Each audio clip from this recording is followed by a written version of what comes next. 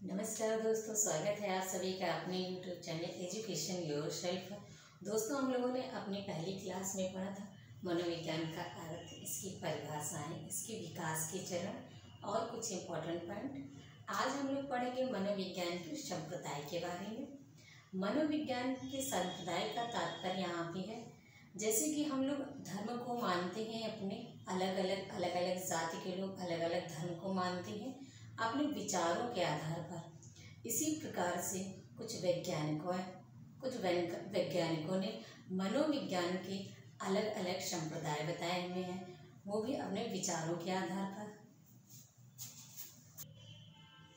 मनोविज्ञान के संप्रदाय, स्कूल ऑफ साइकोलॉजी। पहला संप्रदाय हमारा है संरचनावाद। अब संरचनावाद है, ये दो शब्दों से मिलकर के बना है। कौन कौन से दो? Structure plus less. इसको हम लोग निर्माणवाद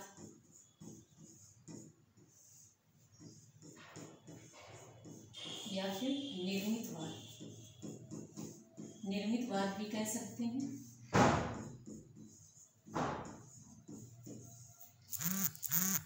इसके जनक हो गए दोस्तों विलियम वुंड।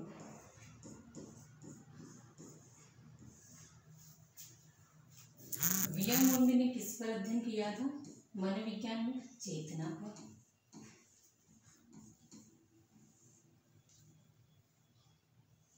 इसका समर्थन जो किया था वो विलियम जेम्स ने चेतना के कार्यों पर बल दिया।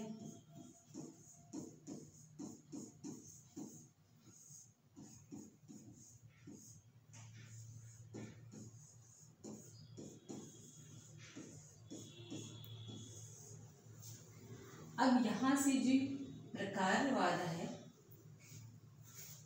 ये कार्यों, अब यहीं से दोनों वैज्ञानिकों के विचारों में मतभेद होने लगा और यहाँ से दूसरे वाद ने जन्म लिया। वो हमारा कौन सा है? प्रकारवाद। इसके बाद हमारा तीसरा आ गया व्यवहारवाद। बिहेवियरलिज्म।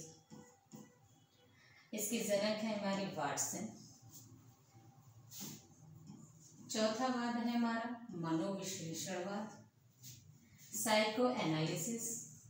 इसके जनक है सिगमंड फ्रायड। पांचवा है हमारा गेस्टाल्टवाद, इसको और हम समग्रवाद भी कह सकते हैं।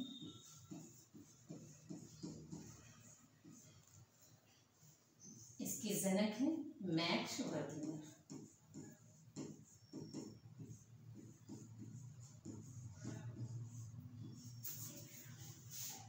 दोस्तों, पहले जो संप्रदाय के बाद जब दूसरा संप्रदाय आया, जब पहले वैज्ञानिक विलियम वुंड थे, इन्होंने क्या किया था? पहली प्रयोगशाला का निर्माण किया था। इसी वजह से इसे निर्मितवाद या फिर निर्माणवाद भी कहते हैं। इसके बाद दूसरे जो इसमें समर्थक थे इनके विलियम जेम्स, इन्होंने क्या कहा कि जो चेतना है, हमें चेतना के कार्यों पर बल देना चाहिए। और जो विलियम वुंड थे, इन्होंने केवल चेतना पर बल दिया है। जब इन्होंने कार्यों पर बल दिया तो यहीं से आपस में दोनों की जो थिंकिंग थे, जो विचार थे, यहाँ से मतभेद उत्पन्न हो गया और दूसरे वाद का हमारा जन्म हो गया, वो हो गया प्रकारवाद। अब दोस्तों, हम तीसरे वाद के बारे में पढ़ रहे हैं, व्यवहारवाद। जब इन दोनों में आपस में मतभेद होने लगा तो तीसरे जो वाद का निर्माण हो गया वो हमारा था व्यवहारवाद। अब व्यवहारवाद में क्या कहा जाने लगा कि जैसी हम सामने क्रिया कर रहे हैं, जैसा हमें माहौल मिल रहा है, उस तरह से हम अपने व्यवहार को ढाल लेते हैं या फिर निर्माण कर लेते हैं। इसके द्वारा ही व्यवहारवाद का यहाँ पर जन्म हुआ। और इसके बाद आ गया हमारा मनोविश्लेषणवाद। अब मनोविश्लेषणवाद में क्या बताया गया? जो चेतन मन था, ये किस तरह से कार्य कर रहा है और सिचुएशन, परिस्थिति के अकॉर्डिंग जब ये कार्य करता है तो फिर हम मनोविश्लेषणवाद में अध्ययन करते हैं। और गेस्टाल्टवाद में बताया गया कि हम किसी भी चीज़ या किसी भी वस्तु का जब भी पूर्ण रूप से समग्र रूप से अपने आप को सीख ले रही हैं, तो यह समग्रवाद में या फिर गेस्टाल्टवाद में बताया गया है। दोस्तों अब हम पढ़ेंगे संरचनावाद के बारे में। संरचनावाद स्ट्रक्चरलिज्म, ये दो शब्दों से मिलकर बना है, संरचना प्लस वाद। आपको पहले भी बताया था, इसको हम निर्मितवाद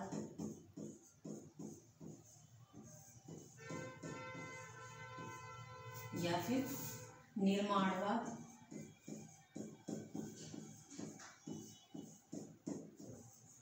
दोनों कह सकते हैं। क्यों कह सकते हैं? ये जो वैज्ञानिक थे विलियम वुंड ने क्या किया था, पहली प्रयोगशाला, जो मनोविज्ञान की पहली प्रयोगशाला थी, इसका निर्माण किया था। मनोविज्ञान की प्रथम प्रयोगशाला का निर्माण किया था।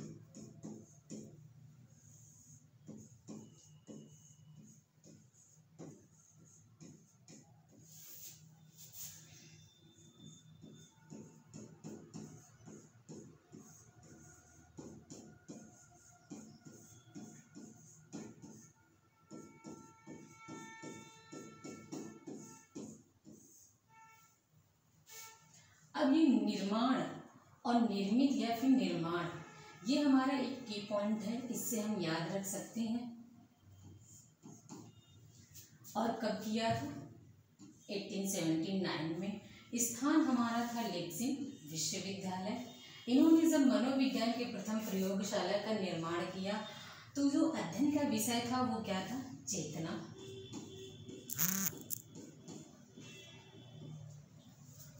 इनके समर्थक थे विलियम जेम्स।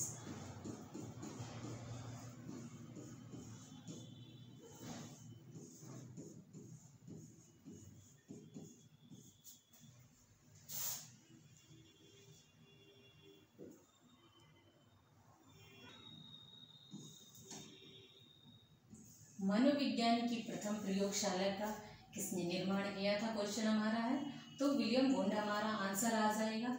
दूसरा पॉइंट है, मनोविज्ञान को चेतना का अध्ययन किसने माना था? तो इसका आंसर आ जाएगा विलियम वुंड।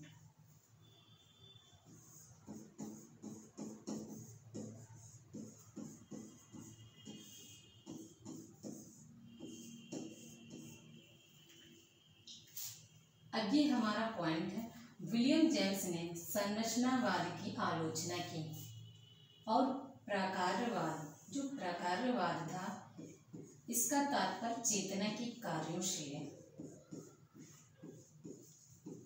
चेतना की कार्यों से।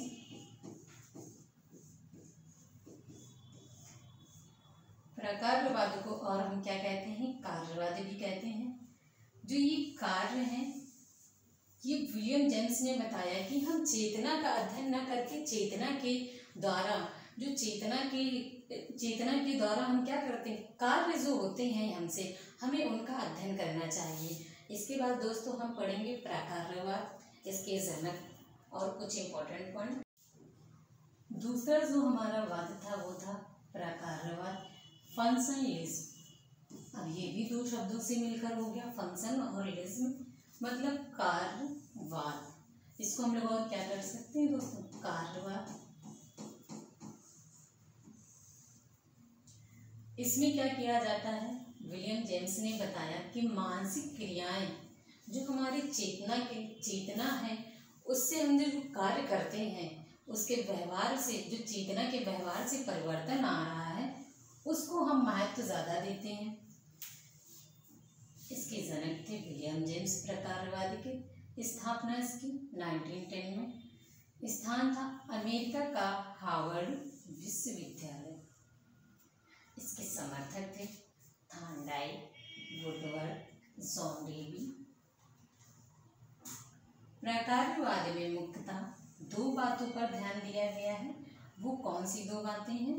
कि व्यक्ति क्या करते हैं, मतलब जो चेतना है, चेतना के द्वारा व्यक्ति क्या कार्य कर रहे हैं, चेतना के द्वारा व्यक्ति क्या कार्य कर रहे हैं, विलियम जेम्स ने इस पर ज़्यादा ध्यान दिया था और विलियम वुंड ने भी केवल चेतना पर ध्यान दिया।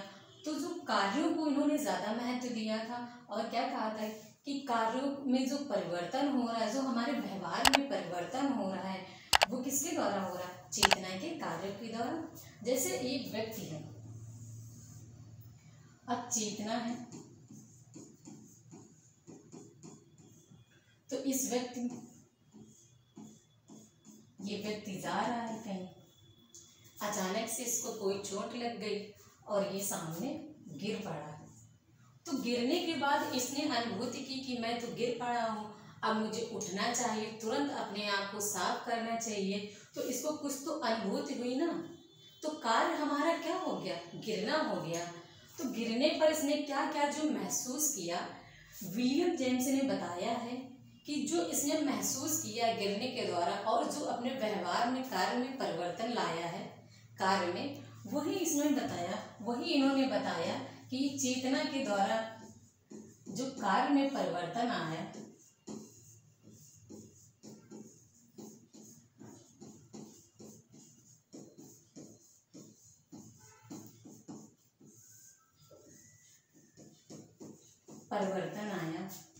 उस पर हमें अध्ययन करना चाहिए।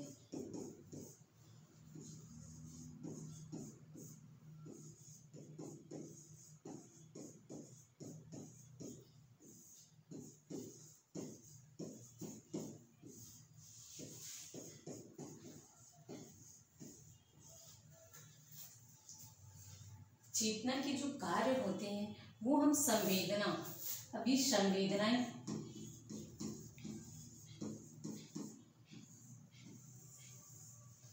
ये हमारी इंद्रियों के द्वारा कार्य करती हैं। संवेदना हमारे किसके द्वारा कार्य करती है? हमारे इंद्रियों के द्वारा। इंद्रियां हमारी कौन कौन सी होती हैं? आँख, नाक, कान, त्वचा और जीभ।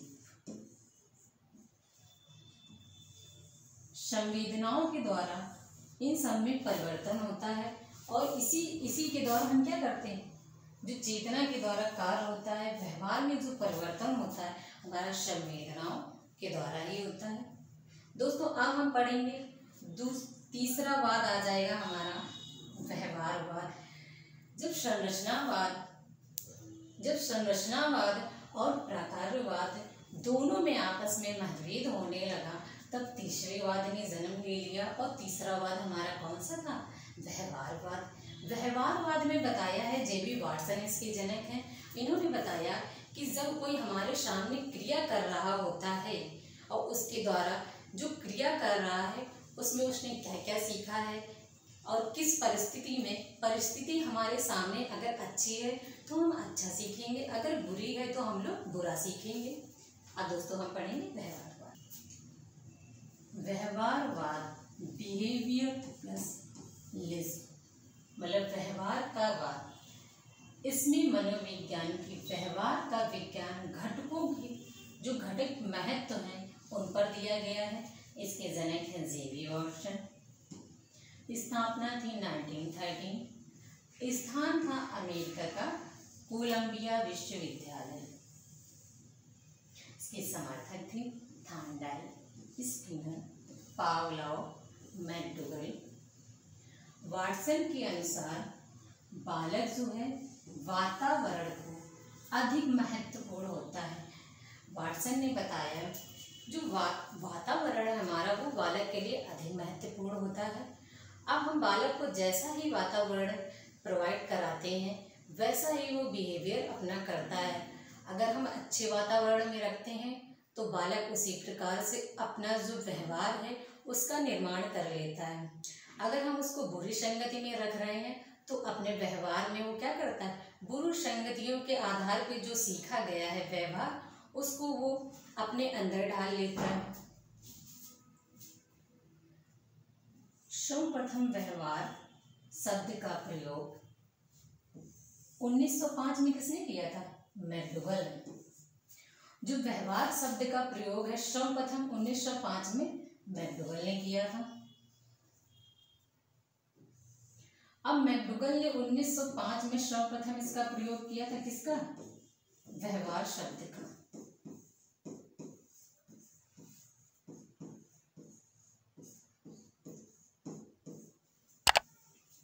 वाटसन ने कब किया था? 1914 में।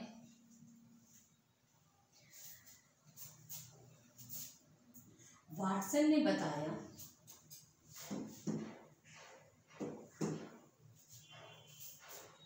वाटसन ने कहा ये एक बालक है,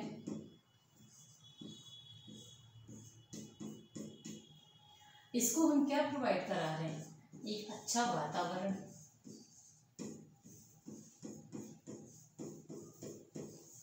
इनका एक दोस्तों स्टेटमेंट था कि आप मुझे कोई भी बालक दे दो और मैं उसको उस तरह से ही बना दूंगा जिस वातावरण में इसको रख रहा हूँ।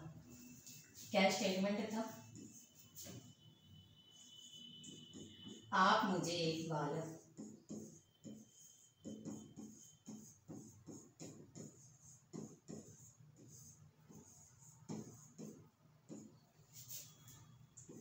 दे दो,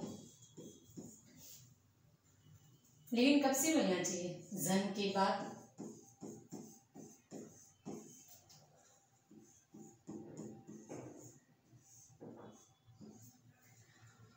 जन्म के बाद है। इन्होंने बताया कि जो वातावरण है, अब वातावरण कैसा होगा? हमारे आसपास का, इसलिए हम लोग कहते हैं कि अपने आसपास का वातावरण अच्छा होना चाहिए। जहाँ हम रह रहे हैं वहाँ सोसाइटी अच्छी होनी चाहिए। किस लिए? क्योंकि जब आगे बालक होता है तो बालक भी अपने आसपास के वातावरण को देखता है, वहाँ के नियमों को देखता है, वहाँ की चीज़ों को ऑब्जर्व करता है। वो अपने अंदर उन्हीं चीज़ों को डालता रहता है धीरे धीरे। अब वो अच्छी चीज़ें देख रहा है तो उसी को सीखता है, अगर बुराइयाँ देख रहा है तो फिर बुराइयाँ ही सीखेगा, चाहे वो घर से हो या बाहर से हो। घर से ही सबसे ज़्यादा वैसे भी बालक सीखता है।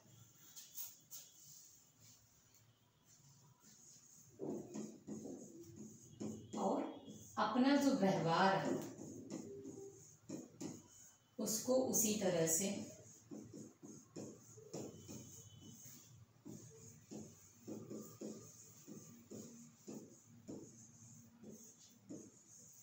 ढाल लेना।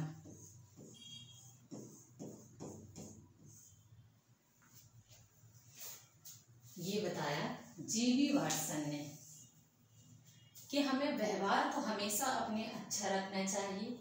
और जो है ये जो बालक है वातावरण से सब कुछ सीखता है। लेकिन जो अनुवांशिक, बहुत वैज्ञानिक हैं, उन्होंने बताया कि अनुवांशिक अगर जो पीढ़ी में कोई डॉक्टर है तो हो सकता है फ्यूचर में उसका आने वाला जो बालक है वो भी क्या, वो डॉक्टर बनेगा। लेकिन जो वाटसन थे, वाटसन ने बताया नहीं, ऐसा कुछ नहीं हो सकता है। आप बालक दे दो मुझे और जैसा भी आप बनाना चाहते हो, उसको वकील बनाना चाहते हैं, आप उसको डॉक्टर बनाना चाहते हैं, आप उसको चोर बनाना चाहते हैं, तो क्या करेंगे? चोरों की संगति में रखिए तो वो चोरी करना सीख जाएगा। आप उसको खाना बनाना सिखाना चाहते हैं तो माँ के साथ ज़्यादा रहेगा, और माँ खाना बना रही है तो फिर खाना बनाना सीख जाएगा। यदि पिता उसका डॉक्टर है तो ज़्यादातर यदि पिता को देख रहा है तो क्या करता है कि पापा ने ऐसे ये किया था, ये किया, वो चीज़ें अपने अंदर धीरे धीरे ढालता रहता है। आपने कई बार देखा होगा कि हमारे आसपास जो माता पिता का बिहेवियर होता है, बच्चे वही सीख रहे होते हैं। अब माता पिता में आपस में कुछ झगड़े हो रहे हैं, मतभेद हो रहे हैं, लड़ाइयाँ हो रही हैं, तो वो भी अगर बालक देखता है तो फ्यूचर में क्या करता है कि ऐसा बिहेवियर पापा जो है मम्मी के साथ कर रहा है तो मुझे भी ऐसा ही करना चाहिए। तो इन सब चीज़ों का बालकों के सामने का प्रयोग नहीं करना चाहिए। और ये ध्यान देना चाहिए कि हमें अपना जो व्यवहार है बच्चों के सामने बहुत ही अच्छा रखना चाहिए। और व्यवहार और वातावरण, इन दोनों से ही बालक सीखता है। अब हम तीसरे वाद को पढ़ेंगे। हमारा तीसरा वाद है मनोविश्लेषणवाद। दोस्तों अब हम पढ़ेंगे मनोविश्लेषणवाद, साइको प्लस एनालिसिस।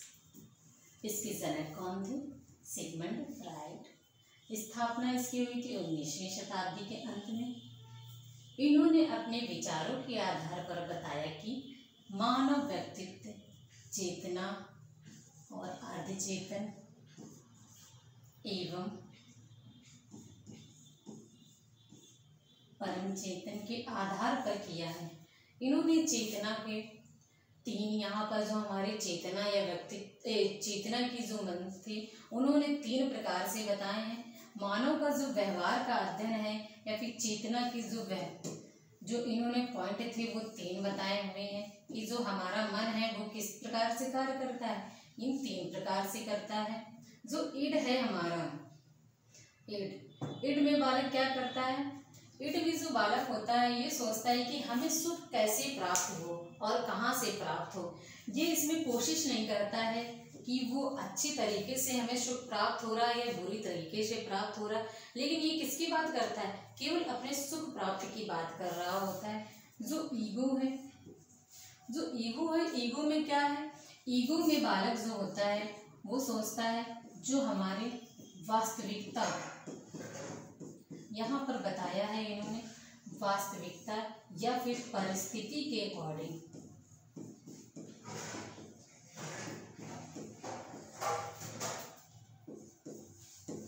परिस्थिति के अनुसार कार्यों को करता है। चौथा हमारा हो गया सुपर ईगो। जो सुपर ईगो है इसमें एक सिद्धांत या फिर नैतिक कार्य,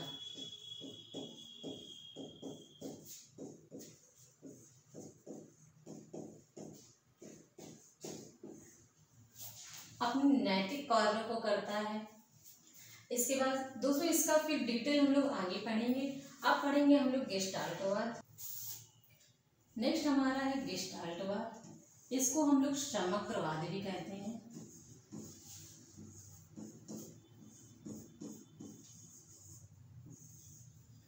अब गेस्टाल्टवाद को समग्रवाद क्यों कहते हैं,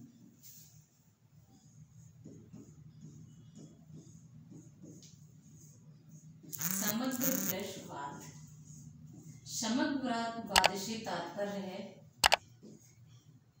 कि हम जो भी सीखते हैं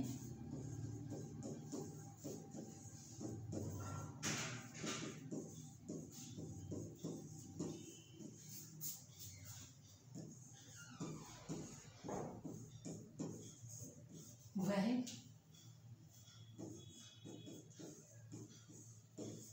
समग्र रूप से या पूर्ण रूप से